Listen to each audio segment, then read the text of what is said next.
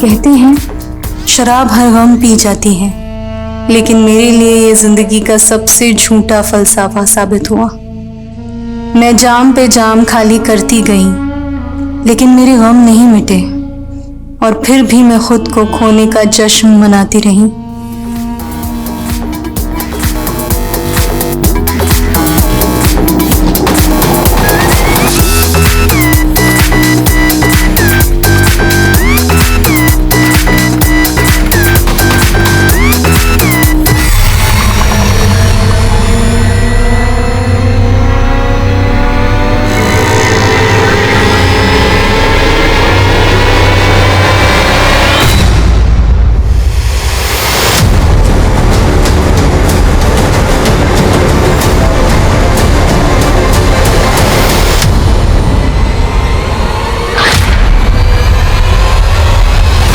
कहते हैं किसी की एक बुराई उसकी सारी अच्छाइयों को खा जाती है, पर बुराइयां किस में नहीं होती।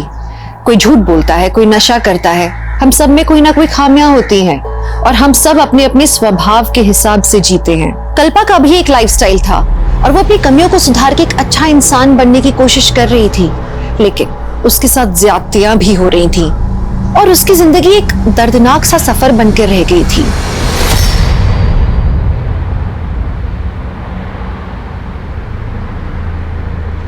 जिंदगी से भागते भागते थक गई थी मैं, समझ ही नहीं पा रही थी आखिर मेरी मंजिल थी क्या।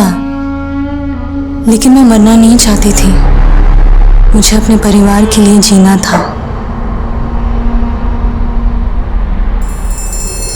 ये एक ऐसे गुनाह की कहानी है जहां क्राइम सीन का मंजर, अपराध का मकसद और अपराध का तरीका अचंभे से भरा हुआ था। साइड करो, चलो हट जाओ, सामने मत आओ कोई। ये एक ऐसी क्राइम मिस्ट्री थी जो पुलिस के लिए सॉल्व करना बहुत चैलेंजिंग था और उतनी ही चैलेंजिंग कल्पा की जिंदगी थी जिससे वो लगातार जूझ रही थी।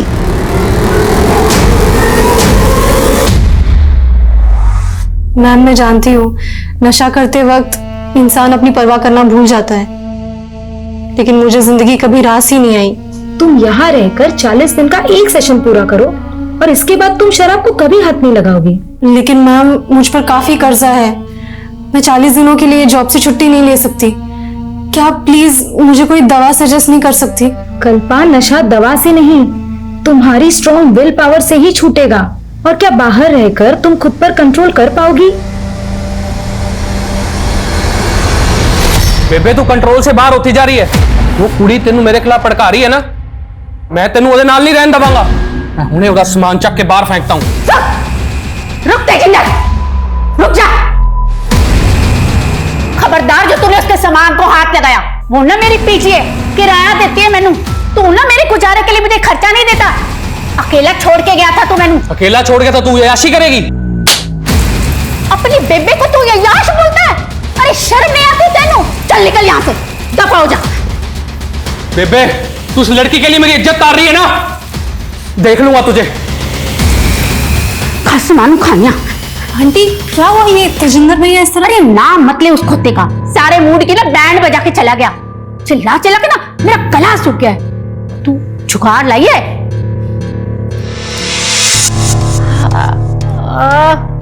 वाह जी वाह, तू ना मेरी असली पुत्र है। वाह जी वाह।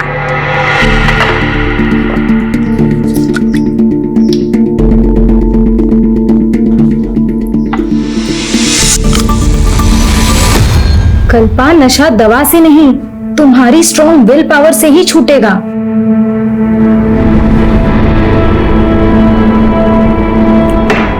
ओए, तूने अपने लिए पैक नहीं बनाया? नहीं आंटी, मैंने सोचा है आज के बाद शराब नहीं पीऊंगी। ओह, बुखार तो नहीं हो गया तेनू? नहीं आंटी, मजाक नहीं कर रही। इस शराब की लत ने मुझे खुद से, अपनी फैमिली से दूर कर दिया, लेकिन अब मैं बदलना चाहती हूँ। और आंटी, मैं चाहती हूँ कि आप भी शराब छोड़ दो। अरे पुत्र, अब तो ये शरीर छोड़ने का वक्त आ गया। अब तेरे अंकल जी थे ना तब तक। आंटी, इसी गलतफहमी के कारण मैंने भी पीना शुरू किया था कि शराब पीकर मैं अपने सारे गम भुला दूंगी, लेकिन यही सोचकर हम सबसे बड़ी गलती करते हैं आंटी। एक काम कर, तू ना अज मेरे नाल आखिरी बार शराब पी ले। नहीं आंटी, आज शाम को नहीं बस है। थोड़ी सी पी ले मेरे खातिर। पहले शराब लू बस कर, फिर अपनी बस पकड़ के चले जाना। क्यों? मैं एक परवानी की तरह थी, जानती थी आग से खेलूंगी तो जल जाऊंगी, लेकिन फिर भी ये खेल रुक ही नहीं रहा था।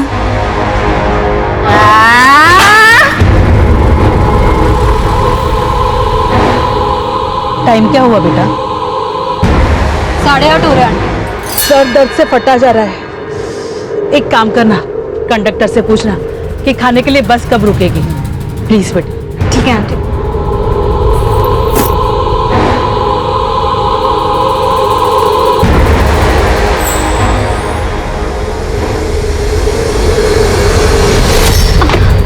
I'm so sorry, sorry। नहीं कोई बात नहीं, कोई बात नहीं।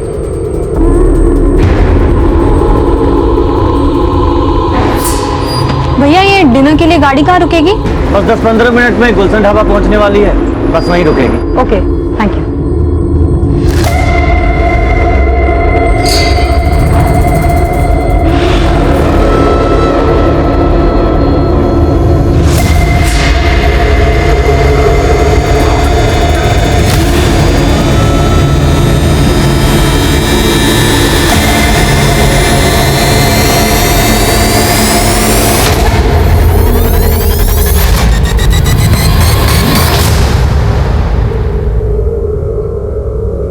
खाना खाएगी तू? मैं अभी बस कॉफी या कुछ पी लूं। मैं दाल रोटी फटाफट खाऊंगी।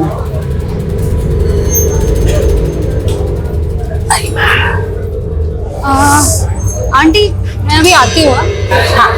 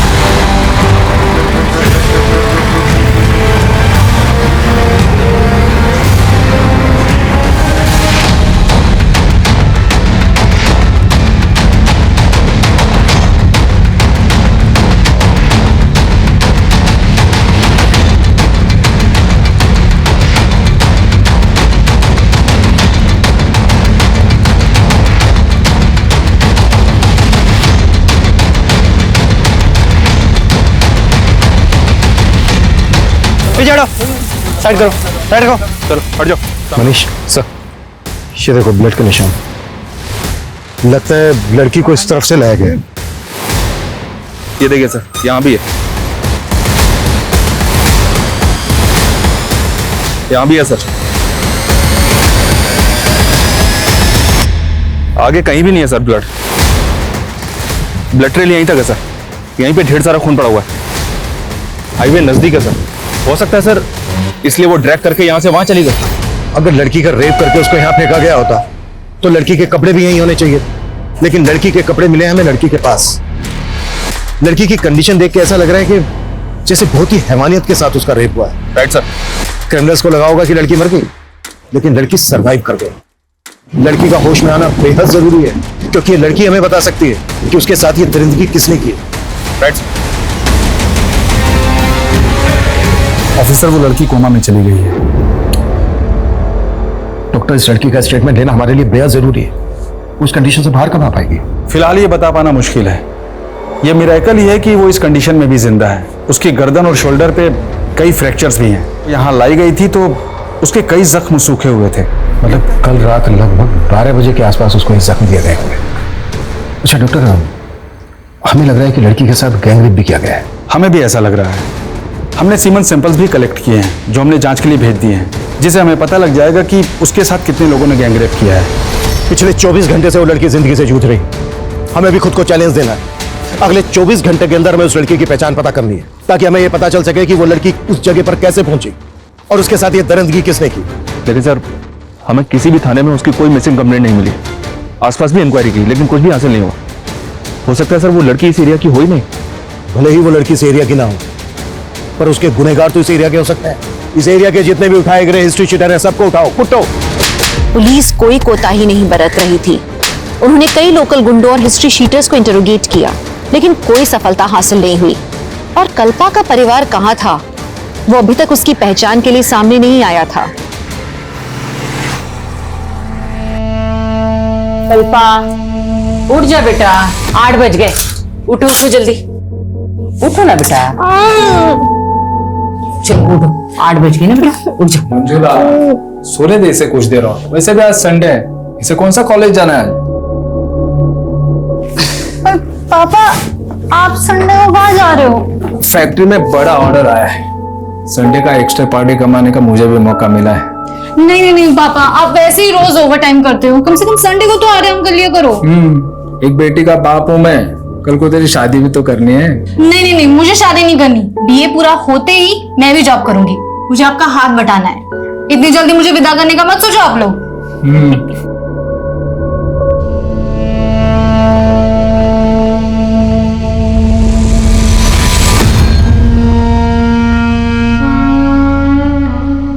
उस लड़की के साथ बहुत ही हैवानियत हुई। पिछले 24 घंटे में हम कुछ भी पता नहीं कर पाए। सभी पुलिस हेडक्वार्टर में लड़की का फोटो भेज दिया सर। न्यूज़पेपर्स और सोशल मीडिया में भी लोगों से अपील की कि अगर कोई इसे जानता है तो सामने आए। लेकिन तब तक हम चुपचाप नहीं बैठ सकते। उस लड़की के साथ इतनी ज्यादती हुई है कि वो कोमा में चली गई। जिंदगी और वक्त ठहर गया उसके लिए। अगले 24 घंटे में क्या क्या एक्शन लेने वाले हो, टाइम फ्रेम करो। कैसे भी करके हमें उस लड़की की पहचान पता करनी है। Right sir. मेरे जख्मों ने मुझे नई पहचान दी है। मत पूछ कि अब जिंदगी ने क्या सौगात दी है। अब किस दर्द से उम्मीद करूं तुझसे, जिंदगी से टूटकर बस मौत को आवाज दी है। सर, ये मेरी सोशल मीडिया फ्रेंड है। मैंने जैसे ही अखबार में इसकी फोटो देखी, मैं यहाँ चला आया। रुखसत? हाँ सर, इसके सोशल मीडिया प्रोफाइल में यही नाम है इसका। कुछ महीने पहले ही मैंने इसे फ्रेंड रिक्वेस्ट भेजी थी और इसने एक्सेप्ट कर ली थी।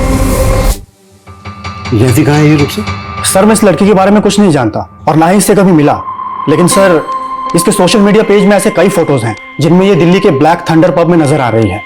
सर, इन फोटोज को देखकर लगता है कि शायद इसका इस पब में काफी आना जाना था। फिलहाल तुम जा सकते हो, अगर जरूरत पड़ी तो हम तुम्हें दोबारा बुलाएंगे। जी सर।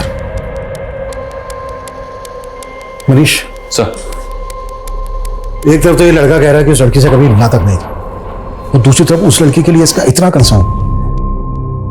देखो इसको, और रुक सकते हैं सोशल मीडिया अकाउंट से लिंक मोबाइल नंबर, उसकी पर्सनल डिटेल पता करवाओ। तब तक दिल्ली के ब्लैक थंडर पब जाते हैं, शायद वहां से उस लड़की के बारे में कुछ पता चल जाए। Right sir.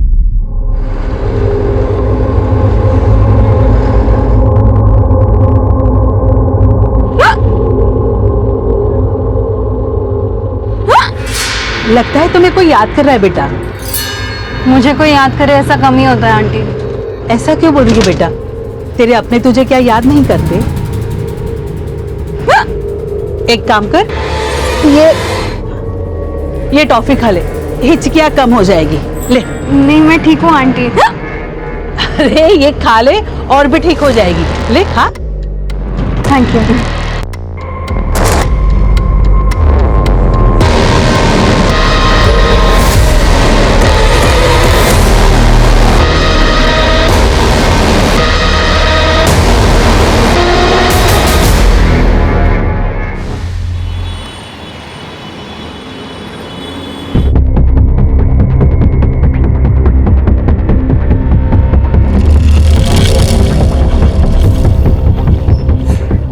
Yes sir, how can I help you? Inspector Abhimanyu general, Rajasthan police. इस लड़की का इस पब में काफी आना जाना है। कौन है ये? सर, ये कल्पा है। कल्पा? हाँ सर, हमारे इसी पब में काम करती है। She is a waitress. Kalpa यहाँ दिल्ली में काम करती है, तो फिर वो यहाँ से 90 किलोमीटर दूर भिवाड़ी कैसे पहुंची? सर, ये सब तो मालूम नहीं, लेकिन वो कई दिनों से छुट्टी पर थी। रहती कहाँ है कल्पा? वैसे तो वो हिसार की रहने वाली है, लेकिन वो पोमिला आंटी के साथ पीजी रहती है, और पोमिला आंटी भी हमारे रेगुलर कस्टमर है। कल्पा इस पब की एक कस्टमर के यहाँ बिजी रहती है? सर, कल्पा में हर किसी को अपना बनाने की क्वालिटी है। और सभी लोग उसे लाइक करते हैं यहाँ। और पोमिला आंटी से तो उसकी इमोशनल बॉन्डिंग हो गई थी। सिर्फ पोमिला आंटी अकेली रहती थी, इसलिए उन्होंने कल्पा को अपने साथ रख लिया था। ये सोशल मीडिया अकाउंट कल्पा का ही है? हाँ सर। तो फिर ये रुखसत के नाम से क्या है? सर एक्चुअली पोइट्री नेम है और उसे शेरो शायरी का बहुत बड़ा शौक है और वो अलग ही मूड की लड़की है। इस उम्र में भी उसके बातों में डेप्थ है। अब जिंदगी पे मौत भारी है, मुझे गले लगा लो, अब रुखसत की बारी है। अब सॉरी मैम, वो मेरी फोन की बैटरी चली गई थी, नया शेर भूल ना जाओ तो इसीलिए मैंने लिख दिया। I am so sorry. लेकिन तू ऐसे थॉट्स लाती कहाँ से कल्पा? दर्द को जुबान दे दो तो शेर भी बन जाते हैं। लेकिन तेरे दर्द सिर्फ तुझे शायर नहीं, तुझे शराबी भी बना रहे हैं। सर उसे शराब की बहुत बुरी लत लग गई थी। कुछ तो ऐसा था जो उसे अंदर ही अंदर परेशान कर रहा था। कल्पा इस वक्त जिस हालत में है, तुम्हें किसी पर शक है कौन कर सकता है उसके साथ इतनी दरिद्री? नहीं सर, लेकिन कुछ टाइम पहले उसके साथ बहुत बुरा हुआ था।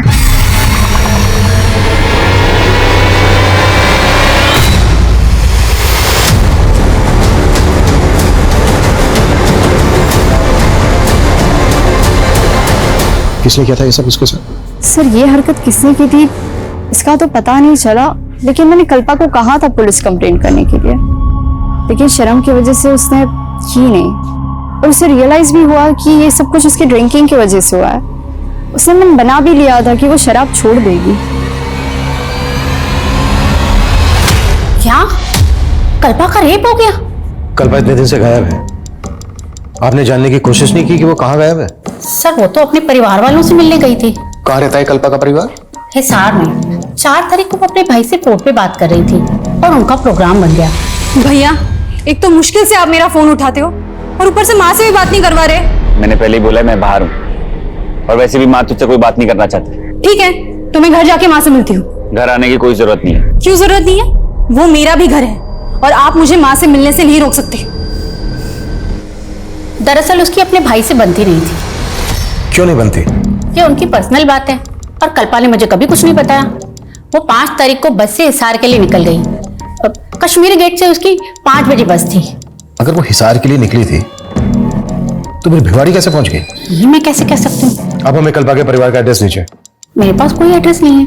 कल्पा आपके यहाँ पीजी रहती थी, आपने उसका कोई तो आईडी प्रूफ लिया होगा? नहीं सर, हाँ वो मुझे किराया देती थी, लेकिन हमारा रिश्ता तो माँ बेटी जैसा था और उसके साथ इतना सब कुछ हो जाएगा।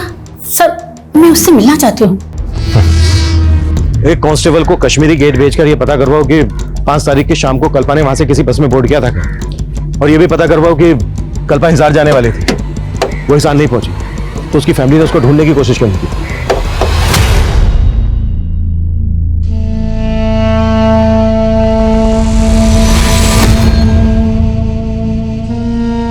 बस बेटा, अब ये खाना हलक से नहीं उतरता। बोझ बन गया हूं मैं तुम सब पर। ऐसा मत बोलो पापा, आपके 2 बच्चे हैं, मैं और सोम भैया, हम दोनों आपके 2 बाजू बनेंगे। ये सब बातों का कोई फायदा नहीं है कल्पा।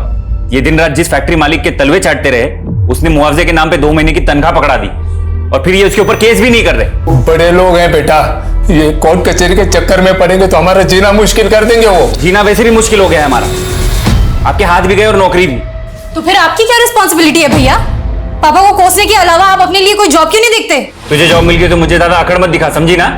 और वैसे भी मैं कोई ऐसी वैसी जॉब नहीं करूंगा जहां इनकी तरह मुझे किसी के तलवे चाटने की जरूरत पड़े। पापा पापा आप बिल्कुल परेशान मत होइए, मैं इतना कमाने लगी हूँ कि सब कुछ संभालूंगी। पापा प्लीज आप, पापा पापा पापा क्या हुआ? पापा क्या हो रहा है उनको?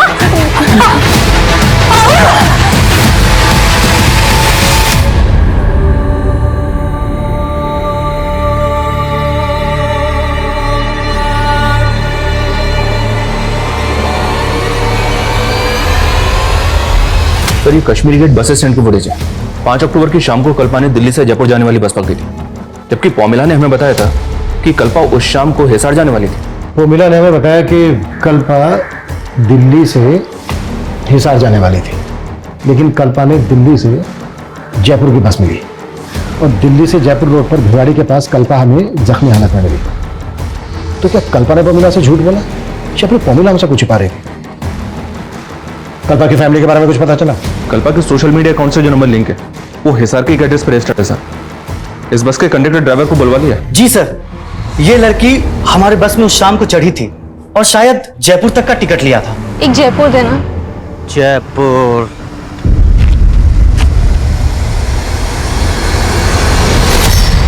ये लड़की जयपुर जा रही थी तो फिर हमें जख्मी हालत में भिवाड़ी में कैसे मिली? सर मुझे कुछ समझ नहीं आ रहा सर। रेप हुआ इस लड़की के साथ। देख, अगर कुछ भी छिपाया ना हमसे तो हम कुछ नहीं छिपा रहे हैं सर, लेकिन हाँ सर, जयपुर पहुंचने पर हमें एक सवारी का बैग मिला था। सर वो बैग हमने जयपुर बस स्टैंड के लगेज रूम में जमा करवा दिया था। हमारी बस रोजाना रात डिनर के लिए गुलशन ढाबे पर रुकती है और गुलशन ढाबा भिवाड़ी से 15-20 किलोमीटर पहले ही पड़ता है।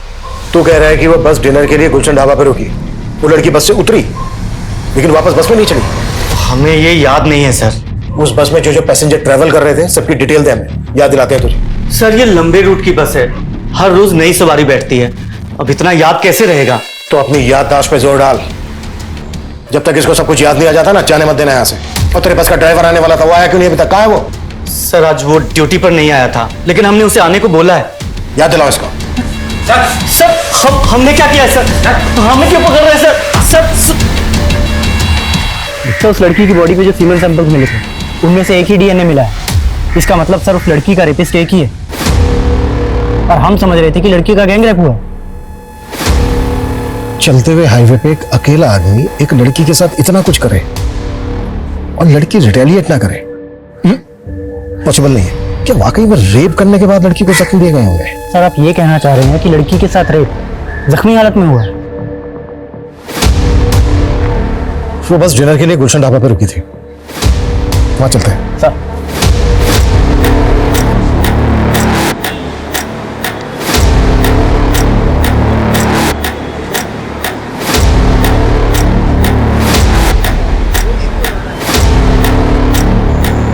हाँ साहब, ये मैडम को मैंने उस रात यहाँ पे देखा था और इनका चेहरा मुझे अच्छे से याद है साहब, क्योंकि इनको किसी ने बाथरूम में बंद कर दिया था साहब। खोलो दरवाजा। कौन है वहाँ?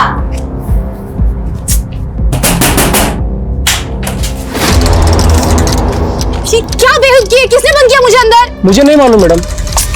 उसके बाद ये मैडम कहाँ गई थी? उसके बाद उन लोगों ने यहाँ पे खाना खाया साहब, और उसके अलावा मैं कुछ नहीं जानता साहब।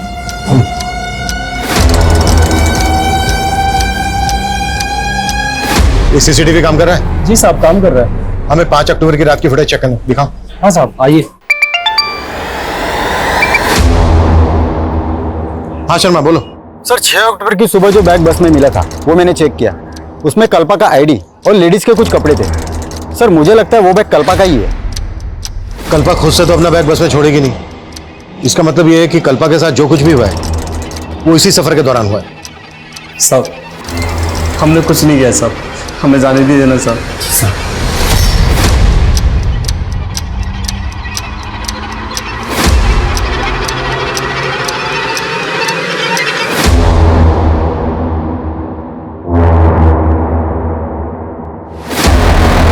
कल्पा बाथरूम की तरफ जाते हुए दिख रही है, लेकिन उसके पीछे कोई नहीं गया। इसका मतलब यह है कि होटल के दूसरी तरफ से आकर किसी ने बाथरूम का दरवाजा बंद किया।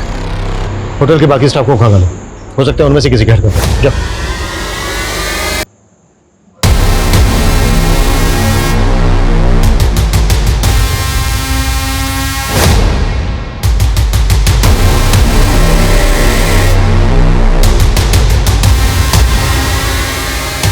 सर कहीं ऐसा तो नहीं कि वो लड़के उस रात कल्पा को अपने साथ कार से ले गए?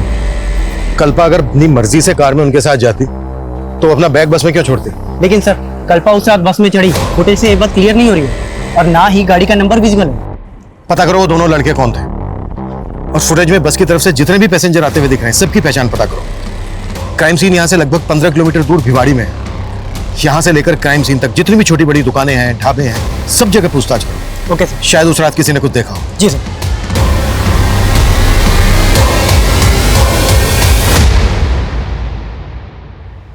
मनीष हिसार पहुंचे? मेरी बेटी के साथ इतना सब कुछ हुआ, कहाँ है वो? मुझे उसे मिलना है, मुझे। मनीषा हेल्प करो। माँ जी संभालिए अपने आप।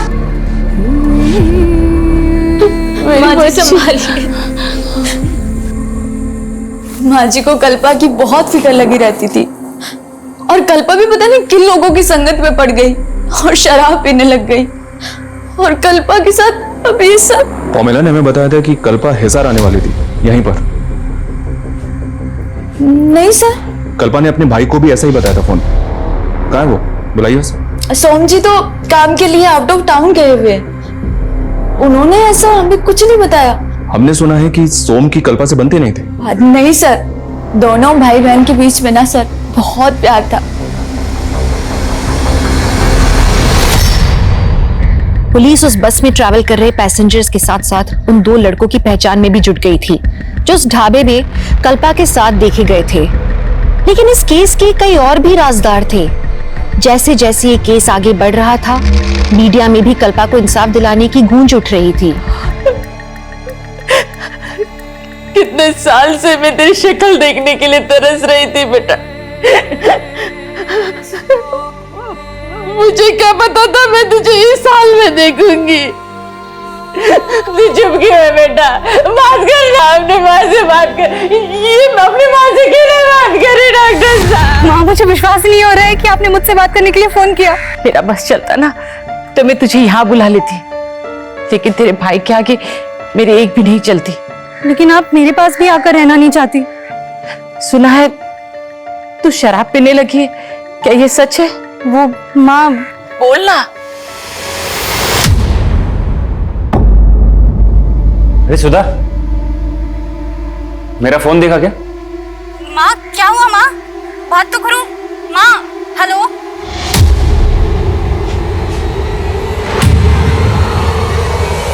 मना किया तूने इस लड़की से बात करने के लिए।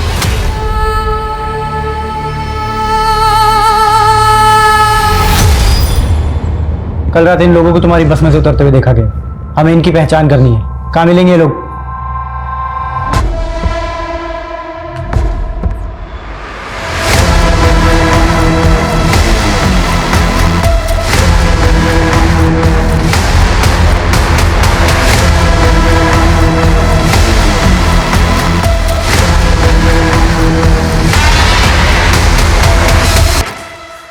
हाँ सर, इन लड़कों को मैं जानती हूँ। ये दोनों हमारे पब के कस्टमर्स हैं। इन दोनों के नाम क्या है, कहाँ रहते हैं, पता है आपको? सर ये तो नहीं मालूम, लेकिन कल्पा की इन लड़कों के साथ दोस्ती हो गई थी और मुझे तो लगता है कि कल्पा के लिए ही आते थे ये लड़के और हजारों रुपए खर्च करके जाते थे। अरे अभी तो ना शुरू किया है, तुम बैठो ना हमारे साथ, let's have drink together. Sorry Ankit, तुम्हें तो मालूम है ना मैं यहाँ एम्प्लॉई हूँ। अरे तो किसी दूसरे पब में चले? नो थैंक्स, आते हो कुछ दिन। सर कल्पा को लेकर मुझे इन लड़कों की इंटेंशन सही नहीं लगती थी। मुझे तो हैरानी हो रही कि उस रात ये लड़के ढाबे में कैसे पहुंच गए। ये दोनों लड़के यहाँ पे रेगुलर कस्टमर थे, तो ये पेमेंट कैसे करते थे? बाई कैश या कार्ड से? सर ज्यादातर कार्ड पेमेंट होती थी। इनके कार्ड की डिटेल्स मुझे दीजिए। जी सर। सर मैंने कल्पा की कॉल डिटेल्स चेक की। 5 अक्टूबर की रात को 8:30 बजे कल्पा ने इस नंबर पे कॉल किया था सर। 8:30 बजे वो बस गुलशन ढाबा पर रुकी थी। किसका नंबर है सर? ये वसीम नाम है सर इसका। थाने बुलाओ इस वसीम को। सर। हाँ मनीष। सर मैंने उन दोनों लड़कों की बैंक डिटेल्स उनका पता लगा लिया है। राज और अंकित नाम है इन दोनों का। दिल्ली के हरिनगर में ये दोनों एक साथ रहते हैं।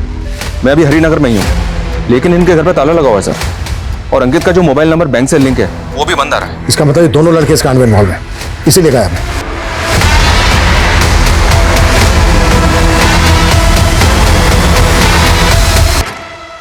5 अक्टूबर की रात को उसके फोन से कॉल किया गया था तुझे, ये देख। 5 अक्टूबर। हाँ साहब, उस रात मुझे एक कॉल तो आया था, लेकिन नेटवर्क प्रॉब्लम की वजह से मुझे किसी की आवाज सुनाई नहीं दे रही थी। घुमा रहा है हमें। इन दोनों को भी जानता है ना तू? नहीं साहब, ना मैं इन दोनों को जानता हूँ, मैं उस लड़की को जानता हूँ साहब। मैंने कुछ नहीं किया साहब। लेकर जाओ इसको, इसकी याददाश्त भी तेज करो। सर चल। साहब मैंने कुछ नहीं किया साहब मैंने कुछ नहीं किया।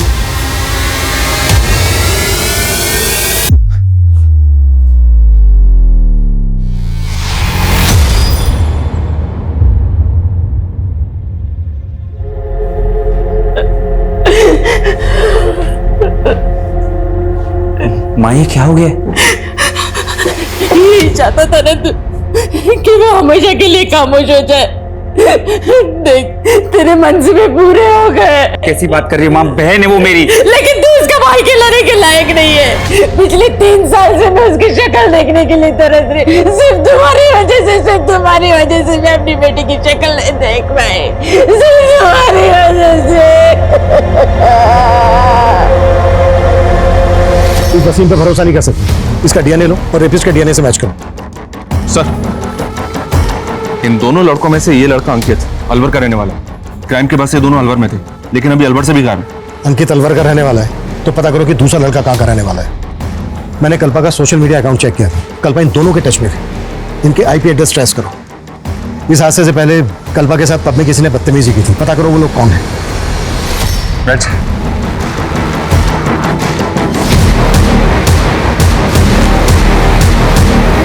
लेकिन पुलिस को ये बात समझ में नहीं आ रही थी कि अगर कल्पा हिसार के लिए निकली तो उसने बस जयपुर की क्यों पकड़ी। एक सवाल ये भी था कि कल्पा और उसके भाई के रिश्ते में खटास क्यों आई। एक सीधी साधी पारिवारिक सी लड़की शराब क्यों पीने लगी। पुलिस ये जानने में लगी थी कि कल्पा के साथ कौन कौन पैसेंजर्स ट्रैवल कर रहे थे। तभी राज और अंकित जो उसके साथ ढाबे में देखे गए थे, उनमें से राज को उसके नेटिव एड्रेस चंडीगढ़ से अरेस्ट कर लिया गया। उस रात हम अलवर गए हुए थे और दिल्ली वापस जा रहे थे साहब। इत्तेफाक से कल्पना हमें उस ढाबे पे मिल गई थी साहब। और फिर जबरदस्ती उसे अपनी कार में बिठाया और ले गए। सर हम उसके साथ जबरदस्ती कैसे कर सकते हैं सर? वो हमारी बहुत अच्छी दोस्त थी सर। हाँ सर, वो वहां बस से ही वापस गई थी।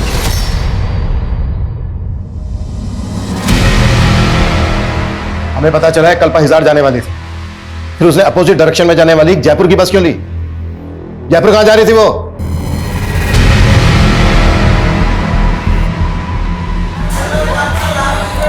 मैंने कभी अपनी ज़िंदगी की कदर की ही नहीं। हमेशा माँ का दिल दुखाया।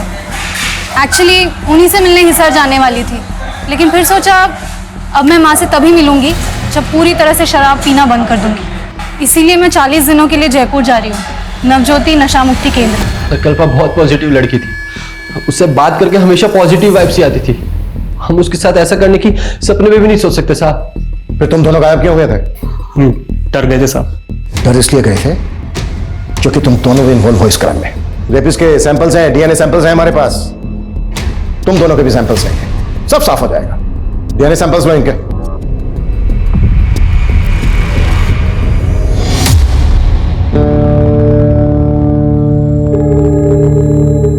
एक चाय लेना। ये उस दिन काफी पुलिस दिखाई दे रही थी यहाँ।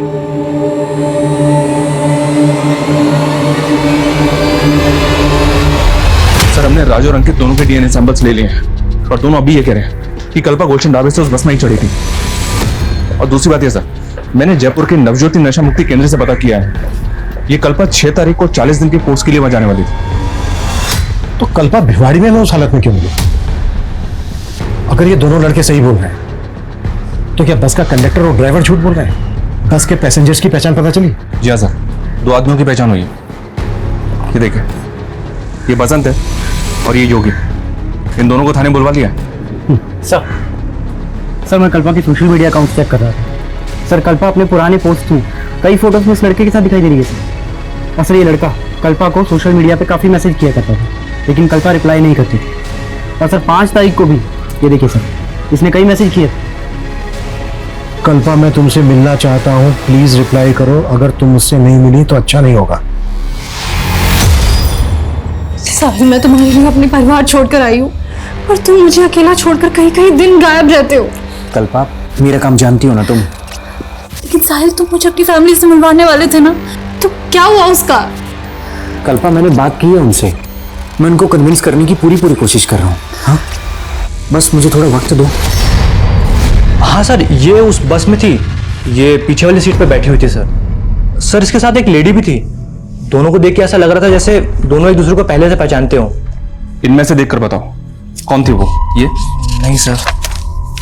ये सर ये। तुम्हें ऐसा क्यों लगा? कल्पा इस औरत को जानती होगी? सर पूरी बस खाली पड़ी थी और फिर भी दोनों एक साथ एक ही सीट पे बैठी थी। ये बस गुलशन ढाबे पे रुकी थी।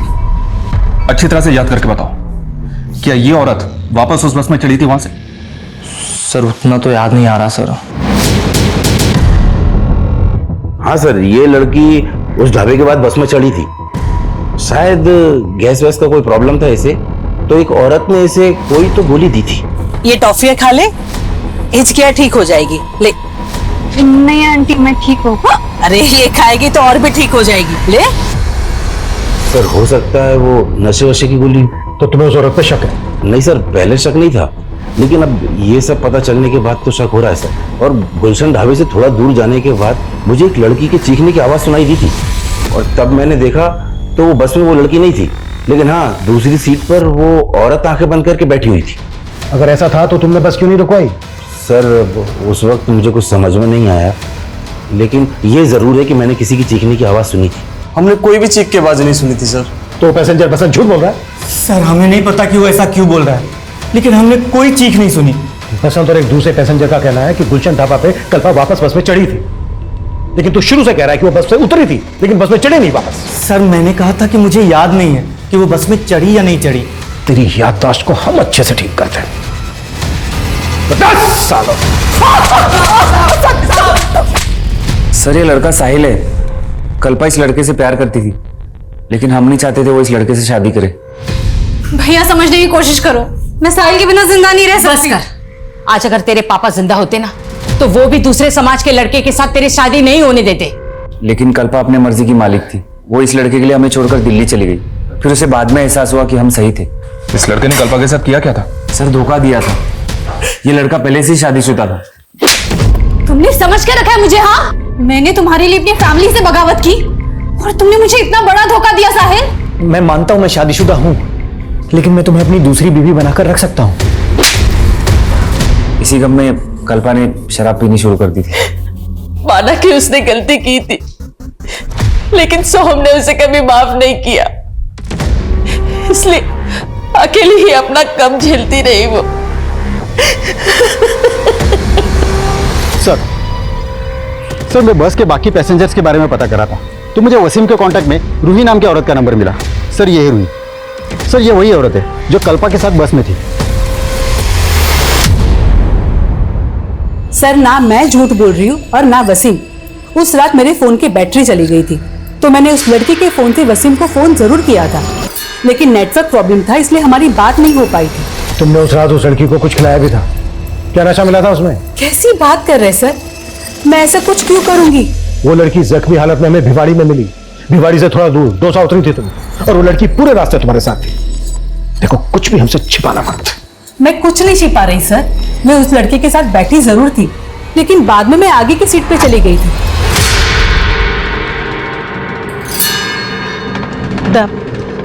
मुझे बहुत नींद आ रही है, एक काम करती हूँ मैं यहाँ आगे की सीट पे जाके सो जाती हूँ। हाँ ठीक है। फिर साहब मुझे दौसा पे उतरना था, तो मैं उठी तो मैंने देखा कि वो लड़की अपनी सीट पे नहीं है। मुझे लगा कि मुझसे पहले कहीं उतर गई होगी। तुमने उस लड़की की चीख या इस तरह की कोई आवाज नहीं सुनी? नहीं सर। सर मेरी पहली बीवी को भी मालूम था कल्पा के बारे में, और सर मैं कल्पा को अपनाना चाहता था, लेकिन वो समझने के लिए तैयार ही नहीं थी। कल्पा से तूने अपनी पहली शादी का सच छिपाया और अब उसी पे तोहमत लगा रहा है। ऊपर देख, वो तुझसे मिलना तक नहीं चाहती थी, मगर तू उसे मैसेज पे लगातार मिलने की धमकी दे रहा था। कहीं ऐसा तो नहीं कि तेरे दिल में जो उसके लिए नफरत थी, उस नफरत को निकालने के लिए तूने किसी और को हायर किया हो, उसे मारने के लिए? बोल। नहीं सर, मैं सच्ची कह रहा हूँ, मैंने कुछ नहीं किया है। तो ऐसे अभी भी 5 पैसेंजर्स की पहचान पता नहीं चली है जो उस वक्त बस में मौजूद थे जब कल्पा के साथ ये घटना घटी। क्रिमिनल इन 5 में से भी कोई हो सकता है। जल्द से जल्द इनकी पहचान पता करो। सर इस लड़के का नाम जतिन है। 5 तारीख की रात को भिवाड़ी में इसने कुछ विटनेस किया था। क्या विटनेस किया था? सर उस रात मैं वहां से जा रहा था तो मैंने एक आदमी को देखा था, उसके कपड़ों पे बहुत खून लगा हुआ था। पहले मुझे लगा सर उसको चोट लगी होगी, पर फिर मैंने ध्यान से देखा तो उसे चोट नहीं लगी थी सर, बल्कि वो अपने हाथ पैर पे लगा खून साफ कर रहा था। कौन था वो आदमी? सर ये तो नहीं जानता, लेकिन उसका एक पैर खराब था सर। स्केच बनवा सकता?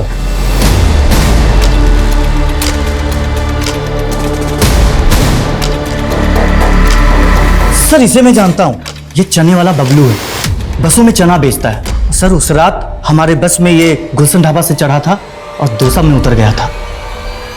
कहाँ मिलेगा ये?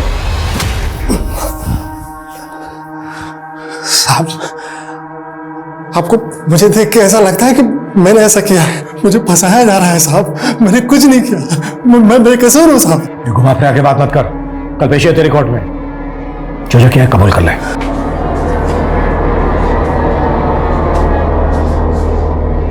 नमस्ते साहब। उस रात एक विटनेस ने तुम्हारे कपड़ों और शरीर पे खून लगा देखा था। किसका खून था वो?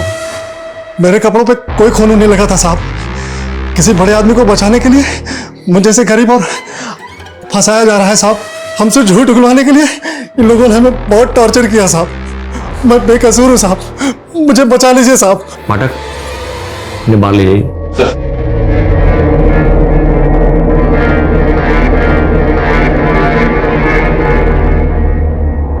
जिंदल, क्या ऐसा घिनौना क्राइम ये कर सकता है? सर हमने पता किया, उस आदमी ढाबे पे ही था और उस बस कंडक्टर का भी ये कहना है कि बस में भी था। वो बस कंडक्टर तो शुरू से ही अपना स्टेटमेंट बदल रहा है। और इस बबलू के खिलाफ कोई तुम्हारे पास एविडेंस है? सर हमने डीएनए करवाया है, बस रिपोर्ट आनी बाकी है। मुझे उस आदमी का डीएनए टेस्ट चाहिए जिसने इस बबलू के खिलाफ गवाही दी है। और मुझे नहीं लगता ये बबलू ऐसा क्राइम कर सकता है। मजिस्ट्रेट के ऑर्डर के बाद पुलिस ने इस केस को और बारीकी से स्टडी करना शुरू किया। उस रात बस में मौजूद सभी पैसेंजर्स के उन्होंने डिटेल्स निकाले और 10 से ज्यादा सस्पेक्ट्स के डीएनए सैंपल्स कलेक्ट किए। सर, अभी तक जितने भी सस्पेक्ट्स पकड़े गए थे सबकी डीएनए रिपोर्ट आ गई। इनमें से एक का डीएनए कल्पा की बॉडी पे मिले डीएनए से मैच करता है और वो ही है सर।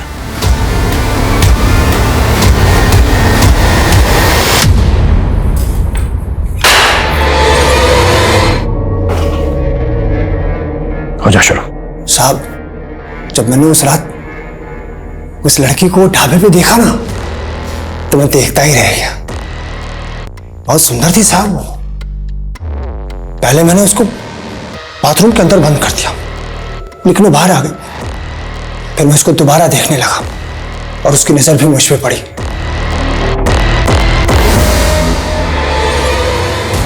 लेकिन मेरी नजर उसी पे टिकी हुई थी। मैं जानता था कि वो जिस बस से आई है उसी बस से वापस जाएगी। बस के अंधेरे और कम पैसेंजर की वजह से मैं बस में चढ़ गया। बस डोसा रुकने वाली थी। डोसा से 2-3 किलोमीटर पहले फिर डोसा बस स्टॉप पे उतरकर मैं वापस आया। इसकी चीखें मुझे मेरे केबिन तक सुनाई देनी चाहिए।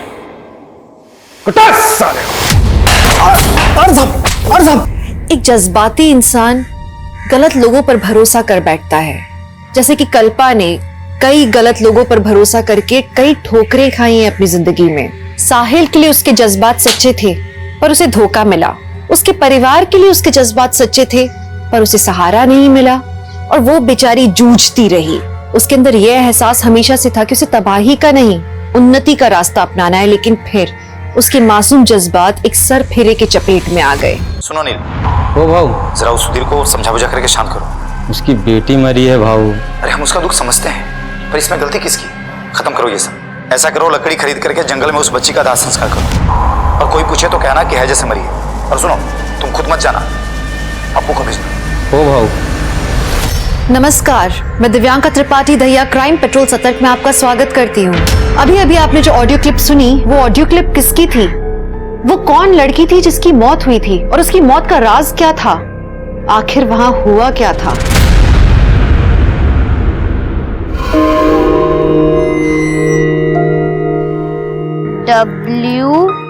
WORK work, hard work. HARDWORK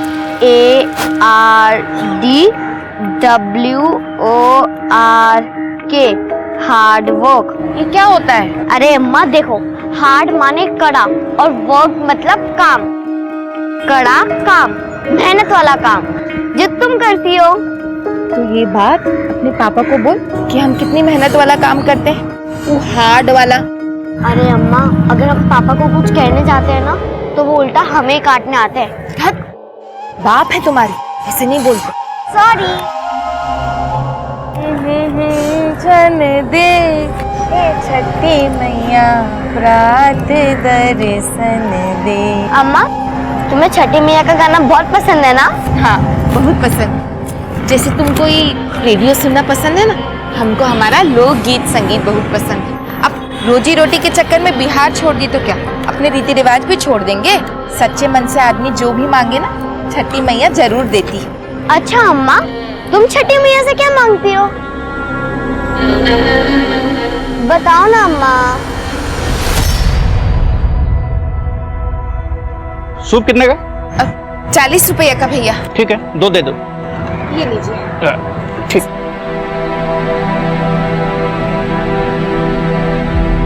अम्मा 80 रुपए हुए, पर अंकल 90 रुपए दे गए। मैं देकर आती हूँ। अंकल, अंकल, आप ये 10 रुपए ज्यादा देकर चले गए थे। कोई बात नहीं बेटा, आप रख लो। नहीं अंकल, हम अपने हार्ड वर्क का ही पैसा लेंगे। कोई बात नहीं बेटा।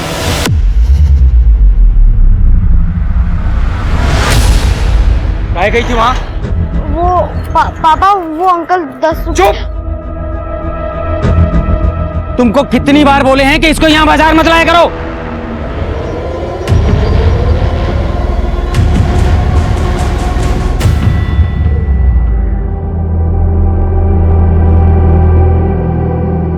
अम्मा, पापा हमसे प्यार नहीं करते ना?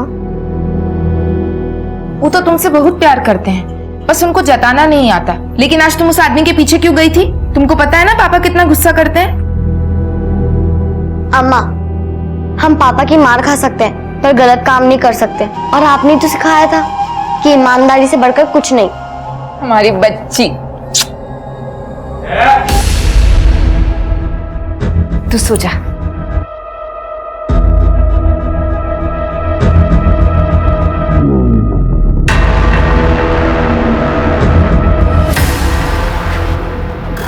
आप राशि को बात बात पर डांटा मत कीजिए, बच्ची को बुरा लगता है। आप सुन रहे हैं ना हम क्या कह रहे हैं?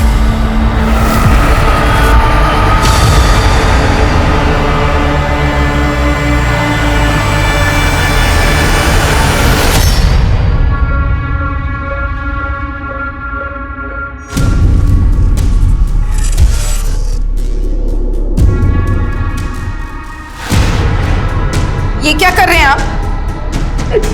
छोड़िए हमें।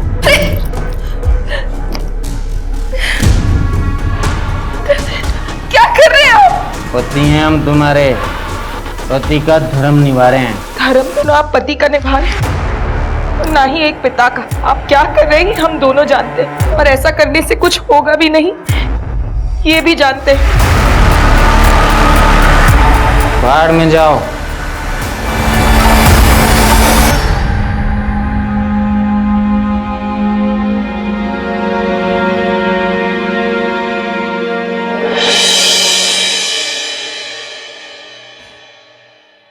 अरे रोज से नाटक है तुझं?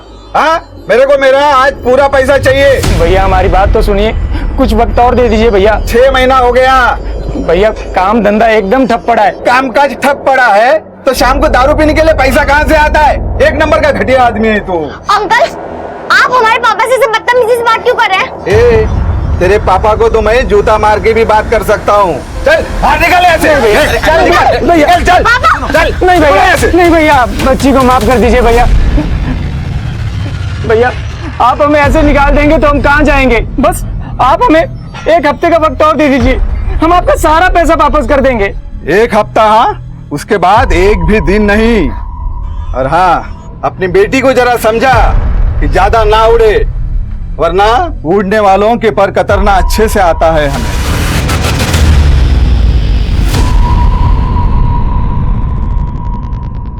मंत्री जी ये जमीन ले लीजिए, मिट्टी के भाव मिल रही है। सुधा, सुधा जल्दी आना सुधा। अरे जल्दी, इतनी देर कहाँ लगा? जल्दी चल। प्रणाम चाची, चल जल्दी।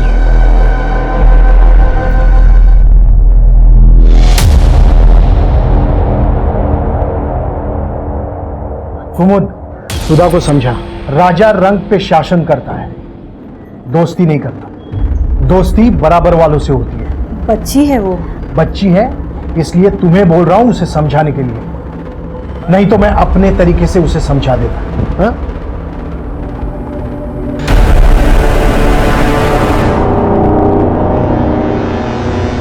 तुम इतना मत सोचो, दे देंगे तुम्हारे पापा पैसे। और अगर नहीं दे पाए तो कहाँ जाएंगे हम? 8 इयर्स हो गए हमें सोलापुर में। अब तो अम्मा भी गांव को याद करने लगी है। तो तुम बिहार छोड़ के यहाँ क्यों आए? पता नहीं, शायद काम के चक्कर में आए होंगे पापा। तो फिर मुंबई जाते या कोई बड़े शहर जाते, यहाँ क्यों? पता नहीं क्यों।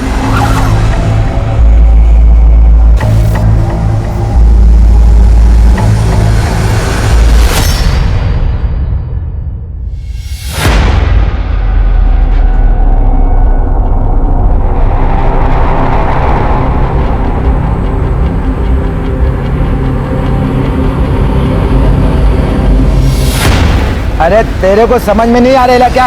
इधर उमेश भाई का मंच लगेगा। अरे ऐसा मत कीजिए भैया।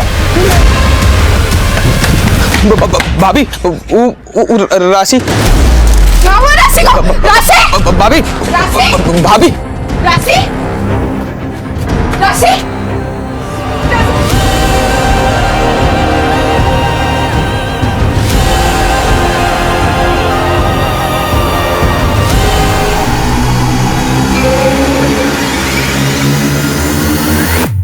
डॉक्टर साहब, क्या हुआ मेरे बच्चे को? बोलिए ना डॉक्टर साहब, क्या हो गया राशि को? आई एम सॉरी, आपकी बच्ची नहीं रही। राशि राशि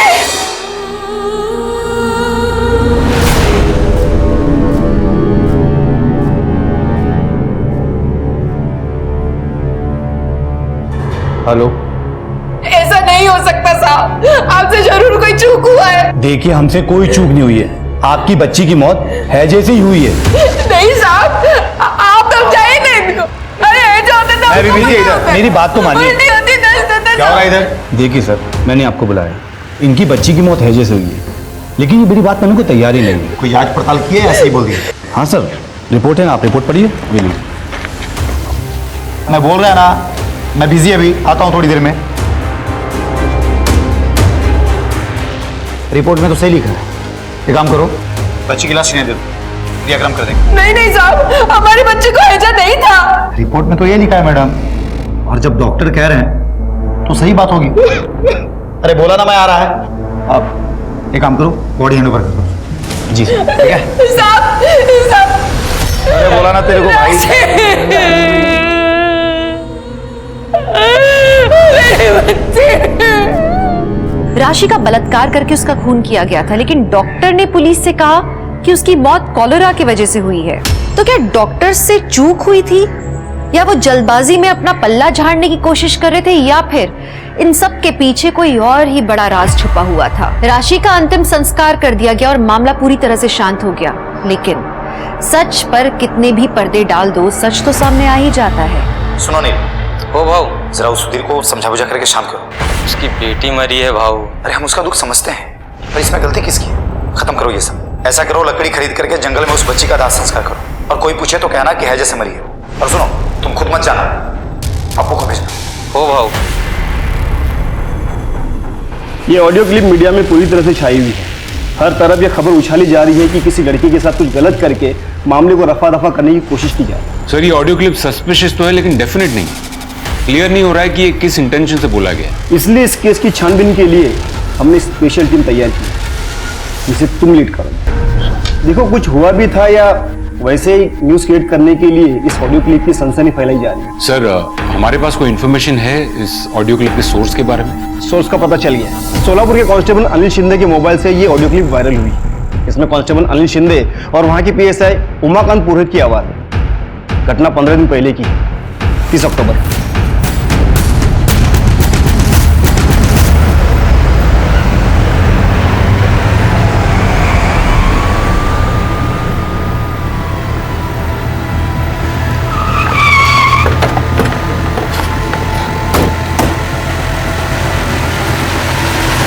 सुनो नील, हो भाऊ, जरा उस सुधीर को समझा बुझा करके शांत करो। उसकी बेटी मरी है भाऊ। अरे हम उसका दुख समझते हैं, पर इसमें गलती किसकी है?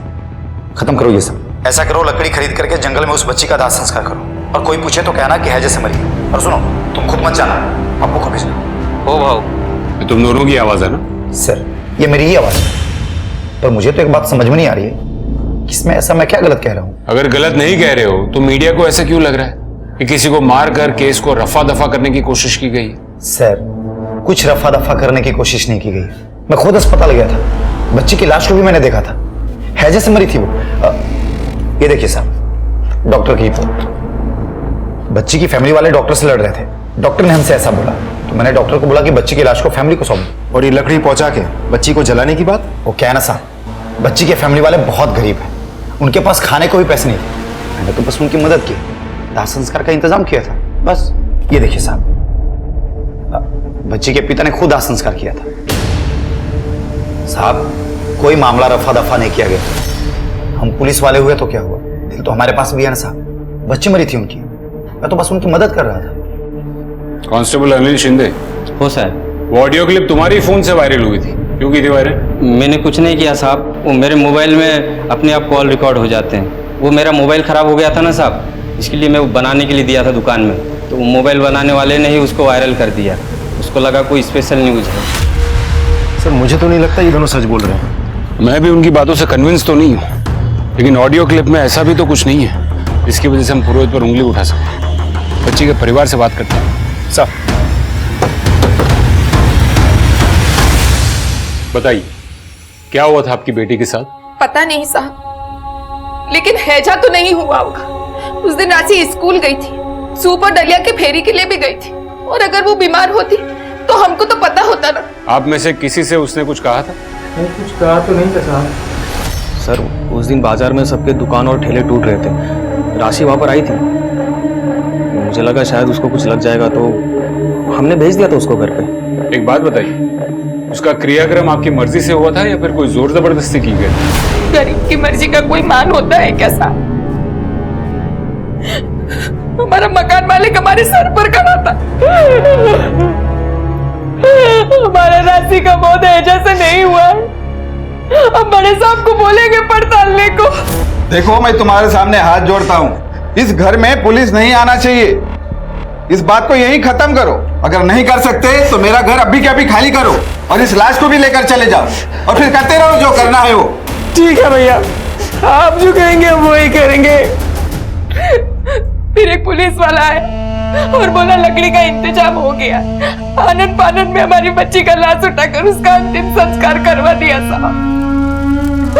हमारी कोई मर्जी नहीं थी साहब। हमारे में तो कुंवारी लड़की के मरने के बाद उसको आग में जलाते भी नहीं, जमीन में दफनाते। साहब, ये सब मेरे घर के अंदर हुआ था, पर ज्यादा पुलिस कोर्ट कचहरी होती तो मेरा ही घर बदनाम होता ना। बाद में कोई भाड़ुत्री नहीं मिलता, लेकिन उसकी माँ जबरदस्ती रट लगाई बैठी थी कि उसे हैजा नहीं हुआ था। आता तुम ही सांगा साहब, मैं डॉक्टर की बात मानूं या उसके माँ की? मैं कह रहा हूँ ना, बच्ची को हैजा ही हुआ था। तो बच्ची के घर वाले झूठ कह रहे कि उसे हैजा नहीं हुआ था। अब सर ये भी तो हो सकता है कि घर में किसी का ध्यान ना गया हो, बच्ची को समझ ना पाई हो और एकदम से बेहोश हो गई हो। और सर इस हैजे का इलाज अगर सही समय पे ना हो तो इंसान की मौत भी हो सकती है। बाय एनी चांस उसका पोस्टमार्टम हुआ था? सर ऐसी बीमारी में लोग पोस्टमार्टम नहीं करते, और वैसे भी इस एरिया में हैजा बहुत फैला है। ठीक है, thank you. Thank you. Sir मुझे तो इस केस में कोई मैनिपुलेशन लग नहीं रही है। यही तो पता करना है विवेक, ये केस वाकई में उतना ही साफ है जितना दिख रहा है। एक बात तो है कि अगर बच्ची को हैजा हुआ था, इसका मतलब चांसेस है कि घर में किसी ना किसी को तो हैजा हुआ होगा, क्योंकि ये कंटेजियस बीमारी। सबके रिपोर्ट्स निकलवाओ। Right sir.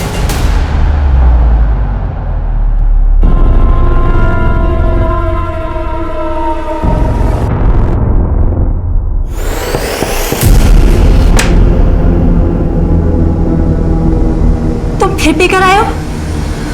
चलना। प्रभात, जिंदगी बर्बाद करके रखती है तुमने मेरी। पूरा दिन कमर तोड़ मेहनत करती हूँ मैं, लेकिन तुम पूरा दिन शराब पी के ना पता नहीं कहाँ मुंह मारते फिरते हो। चे चे चे, घर में घुसाने की तेरी चक शुरू हो जाती है। चल। प्रभात, प्रभात, मुझे तुमसे बात करनी है प्रभात।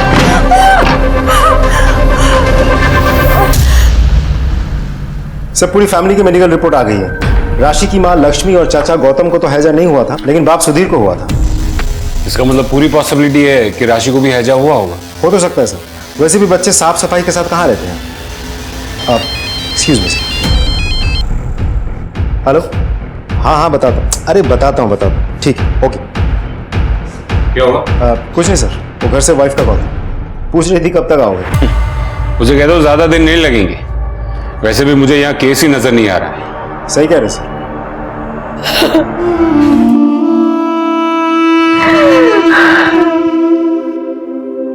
हाय, आई एम राशि Saroj. I am 14 years. I want be teacher. I love my mother. बहुत सारा। I love my father also. पर थोड़ा थोड़ा। Because he no love me. People के भुतनिया चढ़ गई है माथा पर। आईना में देखकर खुद ही से बतिया रही हूँ। अरे अम्मा, अब अगर हम खुद से नहीं बतियाएंगे तो किससे बतियाएंगे? यहाँ थोड़ी आती किसी को इंग्लिश।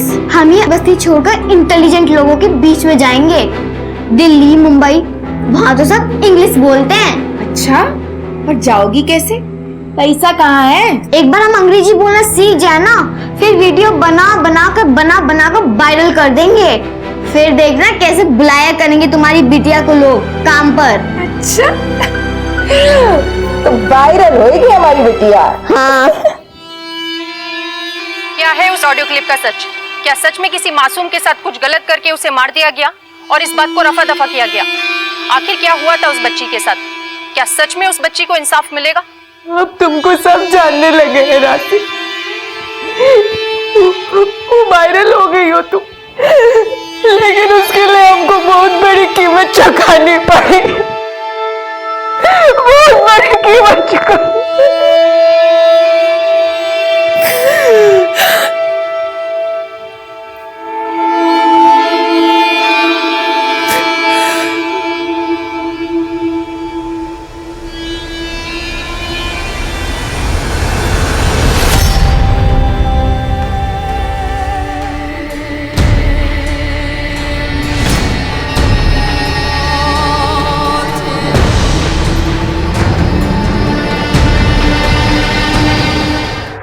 साहब, कुछ पता चला हमारी बच्ची के साथ क्या हुआ था साहब? देखिए, अब तो हमें भी ऐसा लग रहा है कि राशि को हैजा ही हुआ था, और तो और आपके पति को भी हैजा हुआ था। हमको नहीं पता साहब, लेकिन हमारा मन नहीं मान रहा है। हमको ऐसा लगता है कि हमारी बच्ची के साथ कुछ तो गलत हुआ था। देखिए लक्ष्मी जी, मैं आपकी भावनाओं को समझ सकता हूँ, लेकिन पुलिस अपनी तहकीकात सबूतों के आधार पर करती, और अब तक हमें जो भी सबूत मिले हैं वो इसी तरफ इशारा करते हैं कि राशि की मौत हैजा से ही हुई थी। हम जानते हैं आप लोग बहुत व्यस्त रहते हैं। राशि के बारे में छानबीन करने के अलावा भी दुनिया भर का काम पड़ा है आपके पास, लेकिन साहब हमारी तो एक ही बच्ची थी ना। हमारी राशि तो वापस नहीं आएगी ना साहब। अगर हमें ये पता चल जाए कि उसके साथ हुआ क्या था, तो कम से कम मरने के वक्त हमारी सीढ़ी पर कोई सवाल का बोझ तो नहीं रहेगा ना साहब। अब आपके हाथ जोड़ते हैं साहब, आप जांच कीजिए साहब।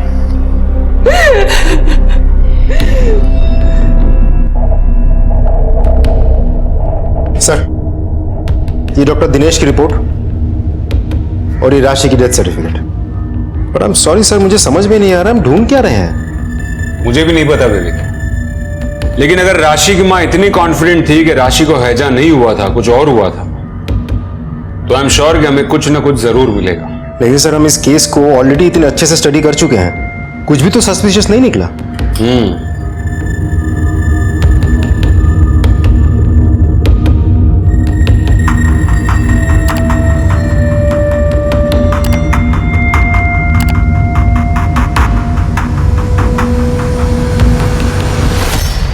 विवेक।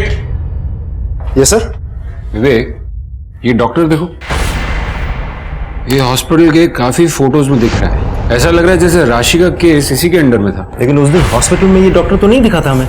तो वाकई में हॉस्पिटल में नहीं था या फिर जानबूझकर हमसे छुप रहा था? इसके बारे में पता करो। सर,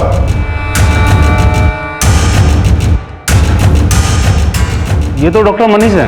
डॉक्टर मनीष अभी कहाँ मिलेंगे? ये अभी यहाँ पर काम नहीं करते ये, कुछ 15 दिन हो गए इनको नौकरी छोड़े हुए।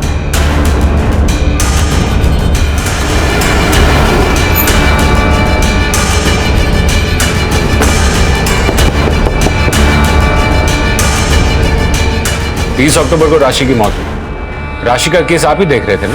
जी। लेकिन फिर ऐसा क्यों हुआ कि उसी दिन यानी कि 30 अक्टूबर को ही आपने नौकरी छोड़ दी? सर मैंने नौकरी छोड़ी नहीं थी, मुझे नौकरी से निकाला गया था। निकाला गया? क्यों? पता नहीं सर। क्या करो मनीष? सर मुझे लगता है बच्ची के साथ। तुम जाओ, मैं देख लूंगा। लेकिन सर। मनीष, मैंने कहा ना तुम जाओ।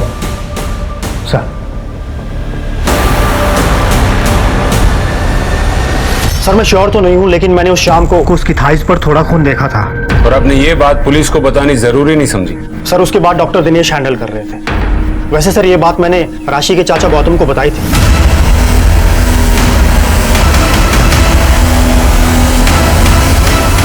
और उसी शाम को डॉक्टर दिनेश ने मुझे नौकरी से निकाल दिया। ठीक है, जरूरत पड़ी तो फिर से आपसे कांटेक्ट करेंगे। लेकिन सर गौतम ने हमें सब कुछ क्यों नहीं बताया? इसका जवाब तो गौतम ही देगा। वो सर वो मैं जब डॉक्टर मनीष ने तुझसे कहा कि राशि के बॉडी पर खून मिला था, तो ये बात तूने पुलिस को क्यों नहीं बताई? हमें सर ज्यादा कुछ समझ में नहीं आया था जो डॉक्टर मनीष ने कहा था।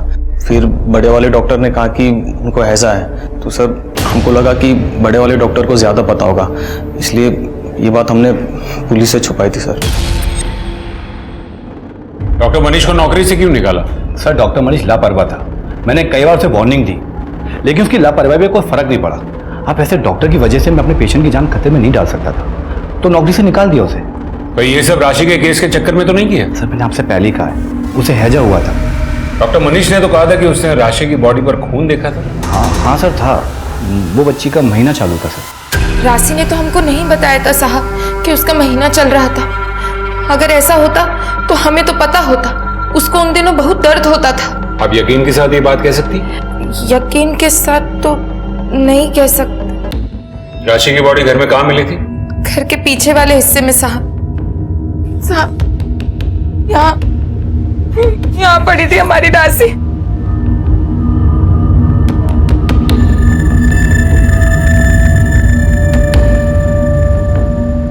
राशि की आपकी किसी से कोई दुश्मन? गरीब की दुश्मन तो उसकी गरीबी होती है साहब। हमारी राशि तो बहुत मिलनसार थी साहब। राशि का मोबाइल? उसका मोबाइल तो मिला नहीं साहब, चोरी हो गया लगता है। अच्छा बताइए उस दिन क्या क्या हुआ था? हम बाजार से आ रहे थे, तभी गौतम हमारे पास दौड़ता दौड़ता आया। तो तुम सबसे पहले आए घर में? हाँ सर, हम सबसे पहले आए थे। कितने बजे आए थे? 2:15 बजे सर, हमें याद है। उसके पहले हमने किसी को फोन किया था, तो उसके बाद हमने मोबाइल चेक किया था। 2:15 बज रहे थे। और आप उस वक्त कहाँ थे? मंच बनाने के लिए उमेश भागवत के लड़का लोग हमारा ठेला तोड़ दिए। हमें कुछ भी समझ नहीं आ रहा था साहब, तो हम पीने के लिए ठेके पर चले गए।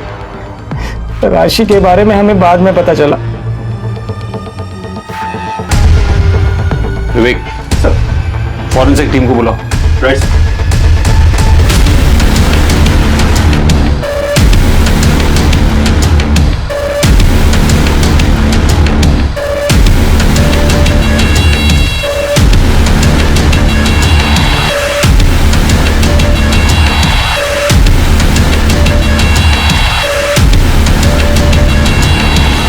सर उस जगह पे जो दांत मिला है उसमें सिल्वर फिलिंग है। लक्ष्मी का कहना है कि राशि के दांत में कीड़े लगने की वजह से उसमें चांदी भरवाई गई थी। और जो नाखून मिला है उस पर वही नेल पेंट लगा है जो उस दिन राशि ने लगाया था। ये नाखून और दांत को डीएनए टेस्ट के लिए भेजो और पता करो कि ये राशि के है नहीं। सर आपको सच में ही लगता है कि राशि के साथ सच में ही कुछ गलत हुआ होगा? पक्के से नहीं कह सकते विवेक, क्योंकि घर के जिस हिस्से में वो लाश मिली थी वहां ज्यादा साफ सफाई होती नहीं। ऐसा भी हो सकता है कि ये दांत और नाखून पहले कभी टूट कर गिरे हो। एक और बात सर, क्राइम सीन में हमें ये बटन भी मिला है, लेकिन घर वालों का कहना है कि इस बटन के बारे में किसी को कुछ नहीं पता। विवेक ऐसा भी हो सकता है कि कोई घर पर आया था और उसका बटन ये टूट कर गिरा होगा। इस सब से कुछ साबित नहीं होता, कुछ भी हो सकता है। एक काम करो, राशि के बारे में सारी डिटेल्स निकालो, उसके दोस्तों से बात करो, आस पड़ोस में सबसे बात करो। Right sir. साहब जी अच्छा हुआ बच्ची मर गई, वरना उसका बाप ही उसे मार डालता, रोज मारपीट करता था। सुधा बेटा एक बात बताओ, राशि का कोई बहुत क्लोज फ्रेंड, कोई बहुत अच्छा दोस्त, कोई बॉयफ्रेंड, ऐसा कोई भी जिसके साथ वो बहुत ज्यादा समय बिताया करती थी? नहीं सर, ऐसा तो कुछ नहीं था। उसके साथ किसी की कोई दुश्मनी, कोई अनबन, कोई झगड़ा हुआ हो?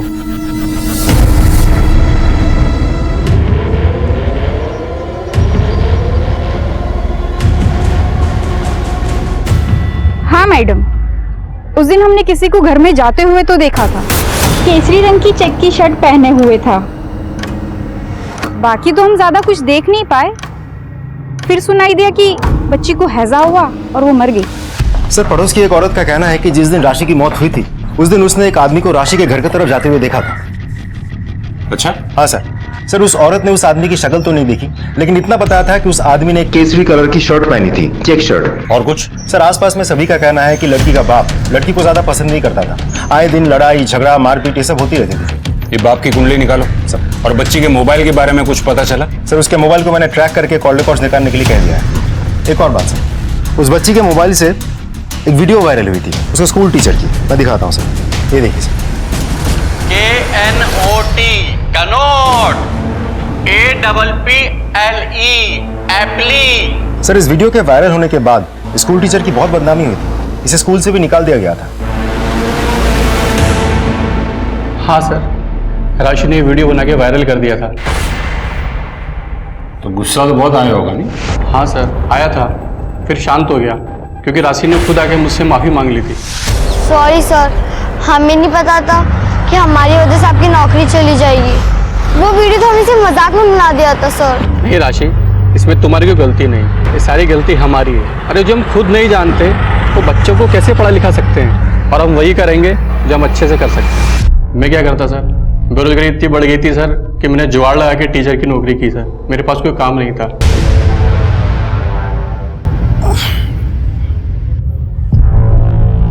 सुनो, एक कप चाय बना के दो ना। क्या कर रही है सब? नौकरानी हूँ मैं तुम्हारी? रात भर तुम शराब पियो और दिन को मैं तुम्हारी सेवा करूं? बस करो सुनैना, तुम गुस्सा मेरा। यस सर, शाम तक डिटेल्स भेजता हूँ। राइट सर, राशि के कॉल रिकॉर्ड्स आ गई। वो अक्सर एक लड़के से बात करती थी, नाम है पूरव भागवत। ये पूरव भागवत एक बहुत ही पावरफुल आदमी उमेश भागवत का बेटा है।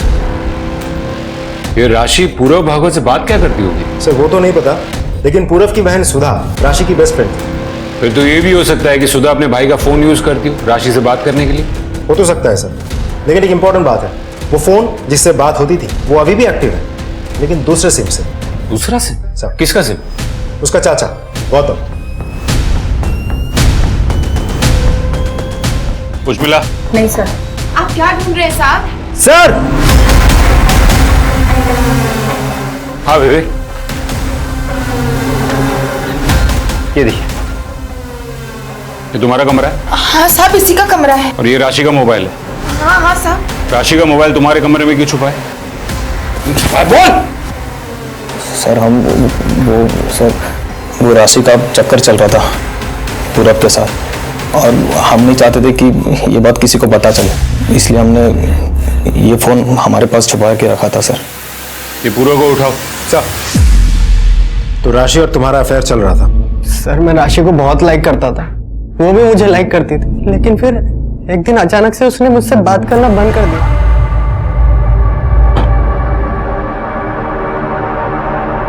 मैं तुमसे प्यार करता हूँ, ये तुम्हारे लिए। तुम समझते काहे नहीं? पहले पापा हमारी शादी के पीछे पड़े हुए हैं। बड़ी मुश्किल से अम्मा उन्हें रोक रही है। अगर उन्हें हमारे बारे में पता चला तो फिर वो अम्मा की भी नहीं सुनेंगे। चल सुधा। तो कहीं गुस्से में तुमने ही तो? सर, मैं राशि से बहुत प्यार करता था, उसे कोई परेशानी ना हो इसलिए मैंने उससे बात करना बंद कर दिया था। मैंने सोचा था कि वो खुद मेरे पास आएगी, लेकिन ये नहीं सोचा था कि वो मुझसे इतनी दूर चले जाएगी। उमेश जी, आपको पता था कि आपके बेटे पूरव का अफेयर राशि के साथ चल रहा था? नहीं, मुझे अगर पता होता ना तो मैं खुद उसे मरवा देता।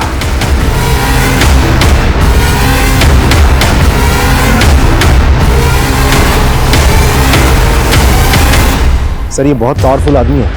अगर सच में राशि के साथ कुछ हुआ भी होगा तो इनके हाथ में इतनी ताकत है कि ये यहाँ के सारी लोकल पुलिस और डॉक्टर्स के साथ मिलकर इस केस को रफा दफा करने की कोशिश कर सकता है। हो सकता है, लेकिन ये भी हो सकता है कि वो सच बोल रहा हो। जब तक हमारे हाथ कोई सबूत ना लगे तब तक हम सिर्फ शक कर सकते हैं, किसी नतीजे पर नहीं पहुंच सकते। सर, राशि के पिता सुधीर के बारे में कुछ पता चला है। ये सुधीर एक हिस्ट्री शीटर है। व्हाट? हाँ सर, ये लोग पूर्णिया बिहार के रहने वाले हैं। आज से 8 साल पहले सुधीर ने एक लड़की का अगवा किया था। उसके बारे में आज तक किसी को कुछ पता नहीं चला सर। मतलब 8 साल से वो यही छुपा है? हाँ सर। अब इस केस के बारे में जब मैंने उसके गांव वालों से पूछताछ की तब जाके ये पता चला। सर सुधीर अपने 14 साल की बेटी की शादी एक 40 साल के आदमी के साथ करवाना चाहता था। उसका नाम है दीपक। क्या? सर एक बात और, सुधीर ने हमें कहा था कि 30 अक्टूबर के दिन वो मार्केट से पहले सीधा ठेके पर गया था, उसके बाद हॉस्पिटल पहुंचा था। लेकिन उसके मोबाइल लोकेशन के मुताबिक इसके बीच करीब 2 बजे वो घर के आसपास ही था। उसके बाद वो बगल वाले गांव में गया था जहां दीपक रहता था। गौतम के मुताबिक उसने 2:15 बजे राशि की लाश घर पे देखी और ये सुधीर 2 बजे के करीब घर के आसपास था। बिहार से कान करके तुम यहाँ सोलापुर में आके छिप गए। वो लड़की अपनी मर्जी से हमारे दोस्त के साथ भागी थी साहब। उसके माँ बाप को जब वो लड़की नहीं मिली तो उन्होंने हम बाकी दोस्तों को बहुत मारा पीटा और हमारी रपट भी लिखवा दी साहब। हम बड़ी मुश्किल से अपने परिवार को लेकर वहां से भागे। उसकी पड़ताल तो हम कर ही लेंगे। तू ये बता कि 30 तारीख को 30 अक्टूबर को 2-2:15 बजे तू कहाँ था? साहब हम ठेके पर पी रहे थे। तुम ठेके पर नहीं थे, तुम घर पर थे और तुम ही ने अपनी बेटी की जान ली ना? तुमने अपनी बेटी की जान? नहीं साहब, हमने अपनी बेटिया की जान नहीं ली। हाँ, हम घर गए जरूर थे साहब। हम राशि की कुंडली लेकर सीधा दीपक बाबू के पास गए शादी की तारीख पक्का करने। एक 40 साल के आदमी के साथ अपनी 14 साल की छोटी बच्ची की शादी करवाना चाहते थे तुम? घर में एक फूटी कौड़ी भी नहीं थी साहब और दीपक बाबू बहुत पैसे वाले थे। राशि के बदले 50,000 देने को तैयार थे पर लक्ष्मी हमें बार बार रोक रही थी साहब। अगर आपने ऐसा कुछ भी किया ना तो हम अपनी जान दे देंगे। अच्छा, जान देकर क्या होगा? अब हमारी बच्ची की शादी नहीं होती कहते थे हम।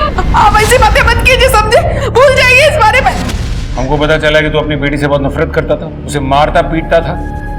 हमें बेटा चाहिए था साहब। लोग हमें नामर्द कहते थे कि बेटा बेटी औरत की वजह से नहीं, मर्द की कमजोरी की वजह से होता है साहब। हम किसी को कुछ भी नहीं कह पाए। हम तो अभी भी कोशिश कर रहे थे कि हमारा बेटा हो पर हमारे बीवी की बच्चादानी खराब थी, वो बच्चा नहीं कर सकती थी। पर हम अपना सारा गुस्सा, सारी नफरत अपनी राशि पर निकालते थे साहब।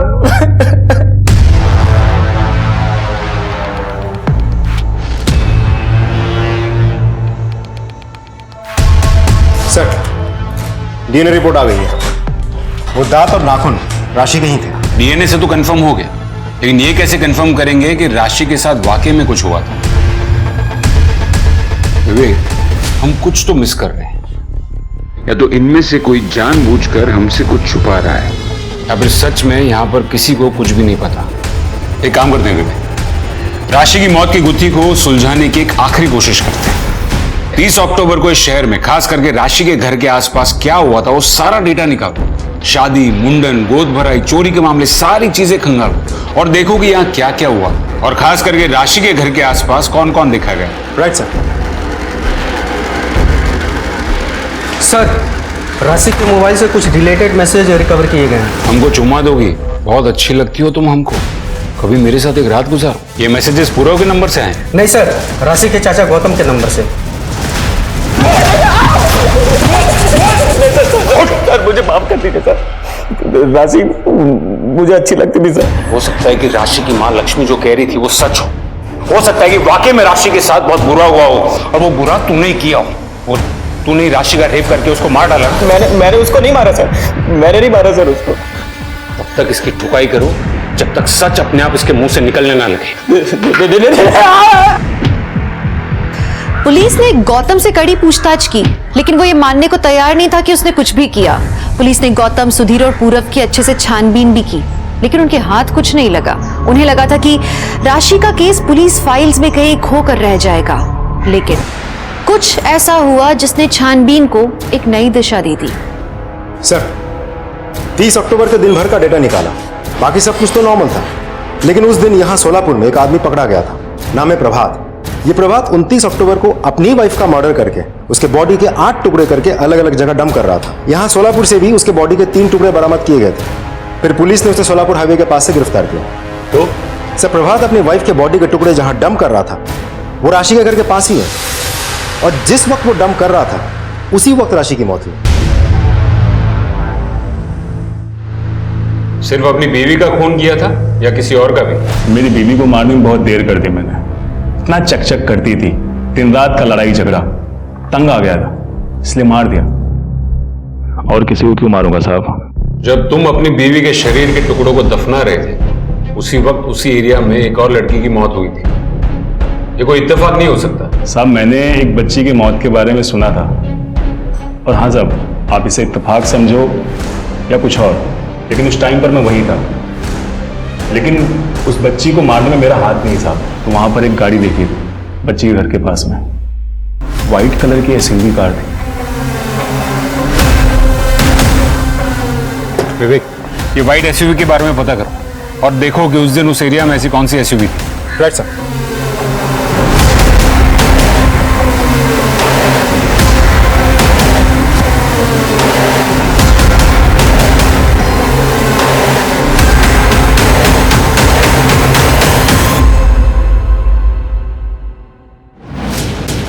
सर, उस व्हाइट एसयूवी का पता चल गया है। हमने पूरे शहर के सीसीटीवी फुटेजेस खंगाल डाले और वो गाड़ी इसी पुलिस स्टेशन में आई थी। अच्छा? Yes sir.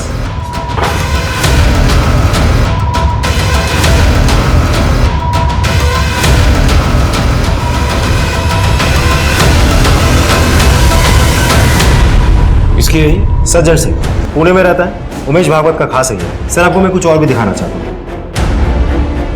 ये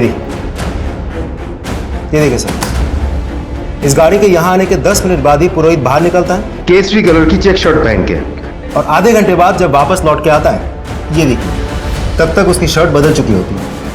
पुरोहित?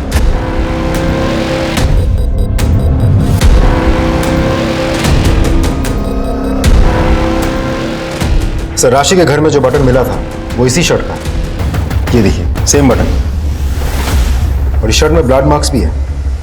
ये देखिए। और ये किसका खून है? राशि।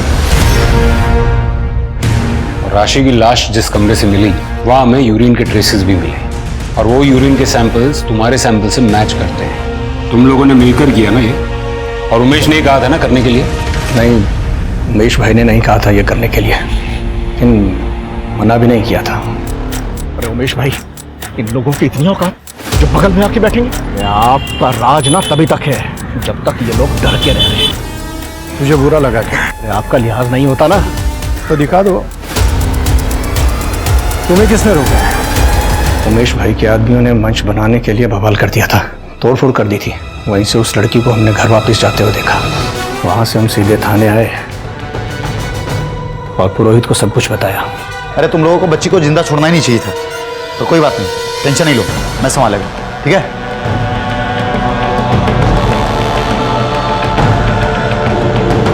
इन लोगों को ना पैर की जूती बनकर रहना चाहिए। अगर सर पर चढ़ने की कोशिश करेंगे ना तो औकात तो दिखानी पड़ेगी ना। पैर की जूती? औकात? दूसरी जात वाली लड़की हमारे बाजू में नहीं बैठ सकती, हमको छू नहीं सकती, पर उसी लड़की पर बलात्कार करते वक्त, बेरहमी से उसका खून करते वक्त तुम उसको छू सकते हो? तब तुम्हारी ये सोच अचानक गायब हो जाती है। ऐसी दोगली सोच से समाज में सिर्फ हैवान पैदा होते हैं, इंसान नहीं।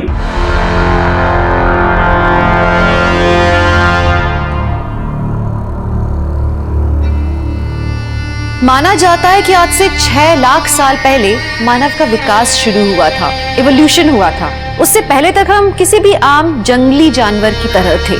फिर धीरे धीरे हमें यह समझ आया कि अगर हमें अपने अस्तित्व को बचाना है तो समाज का निर्माण करना होगा, जहां ताकतवर कमजोरों की बाकी जानवरों से रक्षा करेंगे, सब आपस में एक दूसरे का ख्याल रखेंगे। सोचिए, हम जब जानवर के स्तर पर थे तो हमने इंसान बनने के लिए कितनी बड़ी बात सोची, और आज लाखों साल बाद हम में से कितने हैं जो इंसान होकर भी जानवर जैसी सोच रखते हैं। ये कहानी किसी एक राशि की नहीं है, बल्कि ये उन सब मासूम बच्चियों की है जो किसी न किसी शक्तिशाली इंसान के हाथों शोषण का शिकार बन जाती हैं। अगर किसी के पास शक्ति है तो उसे उसका इस्तेमाल करना चाहिए समाज की भलाई के लिए, न कि समाज को गर्त में धकेलने के लिए। इसी के साथ मैं दिव्यांका त्रिपाठी दहिया लेती हूँ आपसे विदा। आप देखते रहिए क्राइम पेट्रोल सतर्क। सतर्क रहिए, सुरक्षित रहिए, अपना ख्याल रखिए। जय हिंद। क्राइम पेट्रोल के और भी दिलचस्प कहानी देखने के लिए हमारे चैनल को सब्सक्राइब करें और बेल आइकॉन दबाना न भूलें।